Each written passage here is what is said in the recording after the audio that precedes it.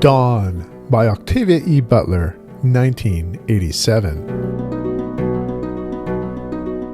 Welcome to vintagesf. Today I want to talk about Dawn by Octavia E. Butler, but before I start with that, I want to look at an essay that she wrote in 1980. She may have actually wrote it in 1979, but it was published in 1980 called Lost Races in Science Fiction. I'll have a link to it in my description below. The first excerpt that I want to read is right from the beginning. 14 years ago, during my first year of college, I sat in a creative writing class and listened as my teacher, an elderly man, told another student not to use black characters in his stories unless those characters' blackness was somehow essential to the plots. The presence of blacks, my teacher felt, changed the focus of the story, drew attention from the intended subject.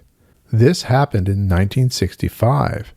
I would never have expected to hear my teacher's sentiments echoed by a science fiction writer in 1979. Hear them I did, though, at an SF convention, where a writer explained that he had decided against using a black character in one of his stories because the presence of the black would change his story somehow. Later, this same writer suggested that in stories that seemed to require black characters to make some racial point, it might be possible to substitute extraterrestrials, so as not to dwell on matters of race. Well, let's do a little dwelling. Science fiction reaches into the future, the past, the human mind. It reaches out to other worlds and into other dimensions. Is it really so limited, then, that it cannot reach into the lives of ordinary, everyday humans who happen not to be white? Let's move down now to the top of page 3. That brings me to another question I hear often at SF conventions. Why are there so few black SF writers? I suspect for the same reason there were once so few women SF writers.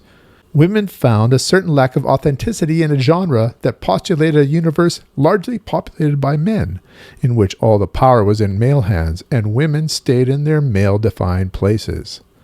Blacks find a certain lack of authenticity in a genre which postulates a universe largely populated by whites, in which the power is in white hands and blacks are occasional oddities. SF writers come from SF readers generally. Few readers equal few writers. The situation is improving, however. Blacks are not as likely as whites to spend time and money going to conventions, but there is a growing black readership. This is an essay well worth reading, so you can go to the link that's in my description. This brings me to my first point about Dawn. Octavia E. Butler passed away in 2006, but something interesting is happening. Normally, once an author passes away, some of their work seems to fall out of print, but there has been an uptick in people reading and the publishing of Octavia E. Butler's books. Now, when Dawn was first published, the first printing in 1987 had this cover. It's an interesting cover, well done, but what if I told you that the lead character, Lilith, is black?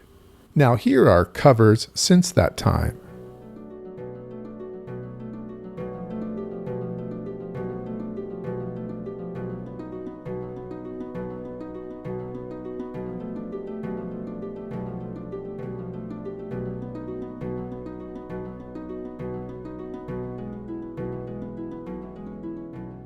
In some ways, Butler reminds me of Philip K. Dick and Ursula K. Le Guin. How does that work? Well, Philip K. Dick gained popularity following his death in 1982. Blade Runner became a huge success just after Dick had passed away. There's been a renaissance of interest in his work. Now he's considered one of the greats. And Ursula K. Le Guin, she really blazed a trail for female science fiction writers. Of course, there were a number of female authors before Ursula K. Le Guin. I can think of C.L. Moore, Lee Brackett, Judith Merrill, Andre Norton, just to name a few. But Le Guin, and specifically The Left Hand of Darkness, really brought gender to the forefront.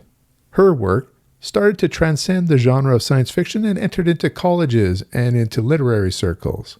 I see some of those same things happening for Octavia E. Butler. So what about the novel, the story itself?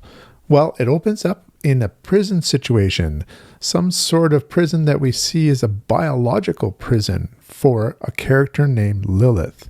She is a young black woman who's lost a husband and a child. We find that she falls into patterns of sleep, perhaps some suspended animation. Eventually, we realize this is a first contact novel, and the aliens reveal that she is on their ship, in orbit around Earth past the moon in this orbit. Of course, we're taking the word of these aliens, the Oankali. This is a post-apocalyptic story 250 years earlier from the setting we are in now. The Earth experienced a nuclear war, and the Oankali had rescued what humans they could. They've been in biological pods which have done things such as repairing cancer or continuing to try to help them biologically adapt. Adapt. Well, the aliens are gene traders. Now, I don't want to tell you too much more than that, but we have high levels of biology and the ship itself is alive. There's a very interesting ecology here, a combination of plant-animal relationships that are blurred.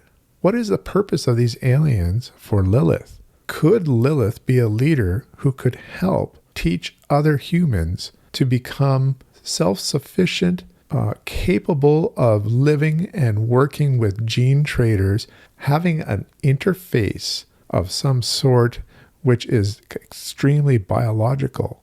And could a group of humans, along with aliens, repopulate the Earth? So as you can imagine, there's a lot of mistrust here. Do these aliens truly care for humans, or is something else going on? What kind of relationships can there be between extraterrestrials and humans? Can it be biological? Can it be emotional? Is there a power imbalance?